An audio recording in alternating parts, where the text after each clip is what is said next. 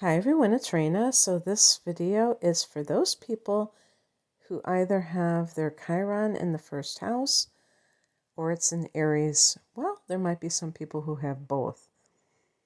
And Chiron is the wounded healer, which means that whatever shameful, painful thing that may have occurred when you were younger and you may feel has plagued you all your life. And, if you don't heal it, you keep recycling these experiences over and over again until you finally master whatever that thing is. And the first house is the house of the self. This can be like a primal wound. And before I continue, I just want to give a shout out. I don't have her name. I think her website is jessicadavidson.co. And so I used her website to compile this list.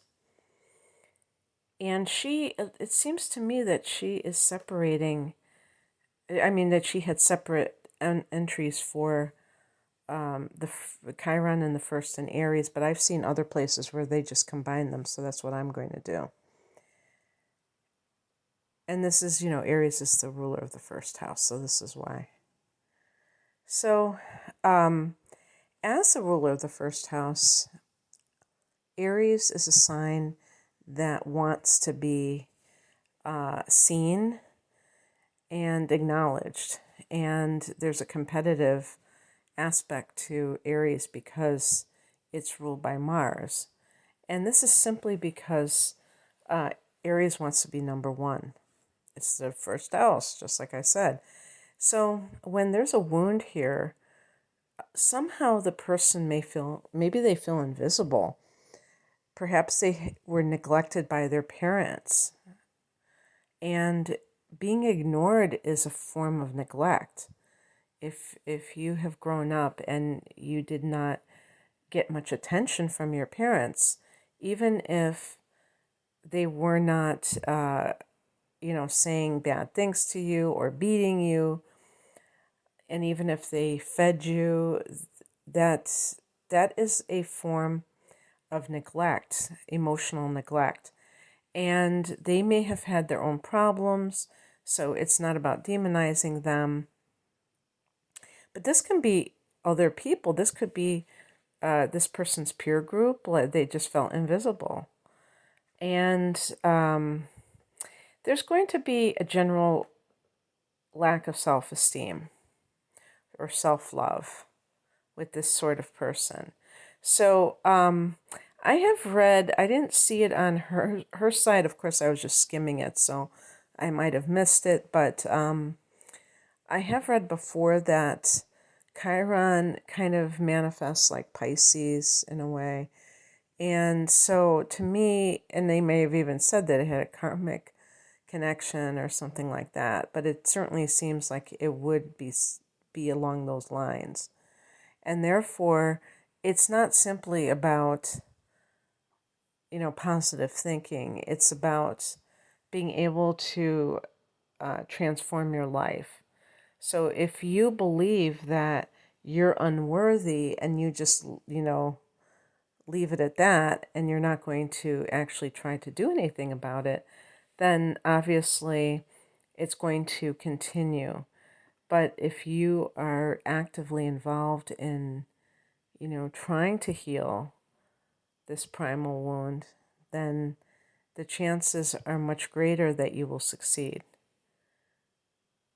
So one of the things that can happen is that as a child you were bullied for whatever reason. Now, the first house is the house of the body, so there could have been something that was different than other children that led you to be teased. So if it was some kind of a deformity or a disability that others noticed that made you different than them, I'm just speculating, but I'm just going to mention about the bullying, and then what happens is the person isolates because they feel like you may feel like you've never fit into society.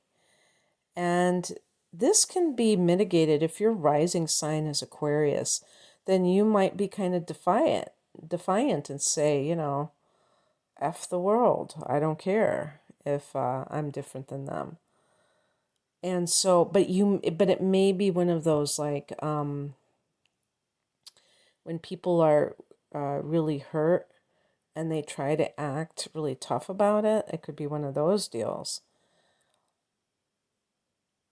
So the thing that can also occur is that you can be a people pleaser.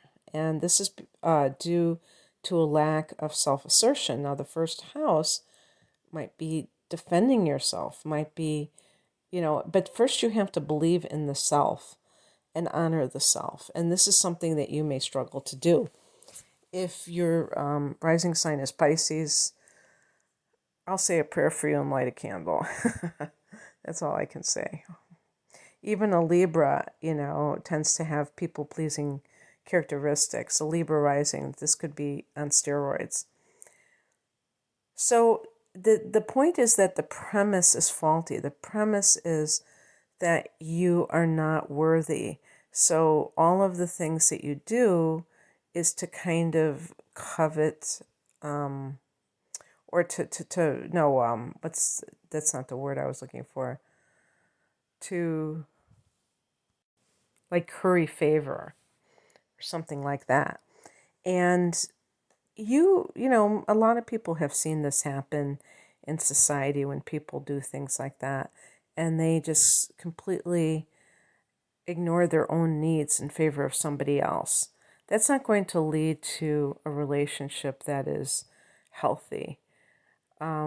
Even if you're not outwardly angry about it, this position, either with Aries in Chiron or in the first house, can lead to you burying your anger, and that could be because you're chronically frustrated. You just have this feeling, frustration means that the person cannot receive satisfaction in life. They feel thwarted. And this may be true, but you're helping it along because you're neglecting yourself. So you may have been neglected as a child, and then you're picking up where your parents, other caretakers, or society as a whole left off. And that's, obviously not a good thing to do.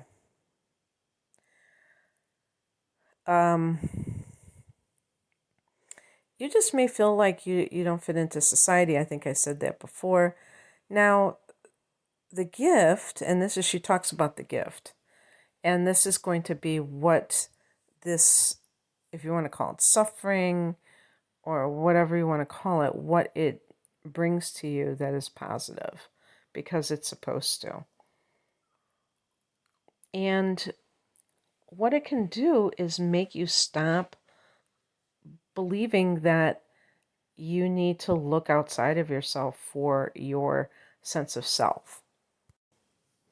Because the first house relates to the self, and yet it's paradoxically your image, your, what do they call it?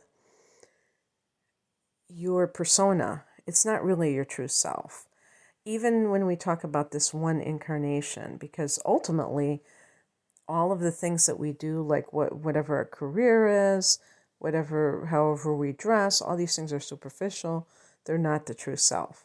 But in this lifetime, you can look at different factors to determine like who you came here to be, like what kind of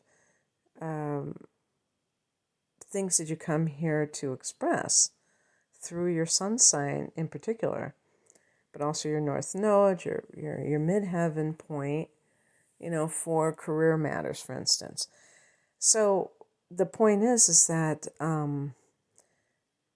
ultimately we are spirit soul, and when we embrace the sun sign and what it entails, that can feel much more authentic.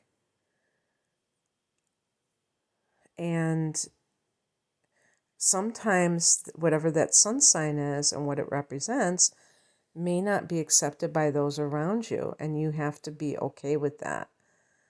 If you, let's say you have Pisces rising, and you really do want to become a mystic, you want to become maybe you want to join the Buddhists, and you really do want to wander around and have a begging bowl.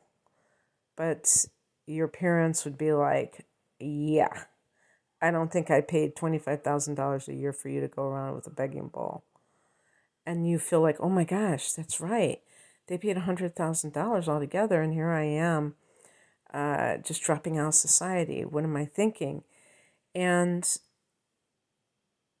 the truth is, though, that if you try to become what somebody else wants you to become, that frustration that I was just referring to, that seething anger underneath will, not give you the kind of life that you want, that peace of mind. But also, it's not going to result in good vibes when you're with other people. So it really doesn't make any sense. So the gift that you give others is to embrace who you are 100% with no apologies. And that will also involve what you're pursuing as goals. What you do is you teach other people to be authentic themselves. So it frees them. You help empower others by your own example because you've been there and done that. Okay, that's what I have for you. I hope that resonated. If you would like a private reading, I'm at RainaMoonAstrology.com. The link is below. Take care. Bye.